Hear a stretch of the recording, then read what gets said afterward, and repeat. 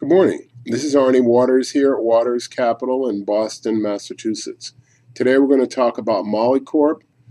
Tomorrow and in the coming days we're going to talk about some specific other investment ideas in the rare earth area. But first, in dealing with Molycorp, people are wondering why Molycorp went down so much during its recent downdraft. Number one, people remain very concerned about the situation with the debt crisis in Europe and in the United States. Number two, there was a general commodity sell-off. What tends to happen in our experience is that when people need or feel nervous or unsettled, they lighten up on what they perceive as the riskiest stock. So Molycorp fell into that category because of its dramatic run-up. So that's something to keep in mind. Number two, now we're going to speak generally about rare earths. There are two kinds of rare earths. One are light rare earths, the other are heavy rare earths. They're dramatically different. One of the things that's happening on Wall Street lately is people without a lot of experience in mining and metals think that all rare earths are indistinguishable.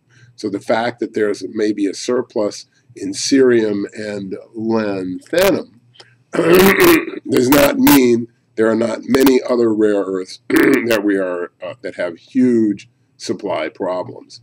Now I'm going to say this list. I always have difficulty with some of these names, so bear with me. What we're focusing on right now is we're talking about heavy rare earths such as europium, terbium, praseodymium, neodymium, and diprosinium. These heavy rare earths are vital, and these heavy rare earths only account for 5% of all the light rare earths. So in other words, going forward, there are hundreds and hundreds and thousands of tons of light rare earths that are going to have to be produced in order to effect TRIO, which is total rare earth oxide production. So we need to have heavy rare earths as well as light rare earths. Now, some people feel that we may be entering a bounty phase in light rare earths. And when they say entering this, they mean over the next 4 or 5 years, heading out into 2016, 2017. And part of our view is they may be partly correct, but that's not taking into account what we consider the most important of all, human ingenuity. Remember, 20 years ago, people knew where all the rare earths were. They just didn't care because there weren't any uses for them. Now there are increasing uses for them, and we think there are going to be more and more and even more sophisticated uses for them, not just in missiles and armaments, but in medicine, in medical topography, CAT scans, things of this nature, and stuff I have absolutely no idea about.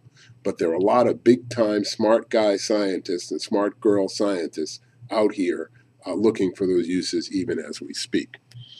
Now, I think another point to be made here is that people on Wall Street like to simplify things, and this is not a simple situation. In other words, they like to describe rare earths as if all rare earths were interchangeable.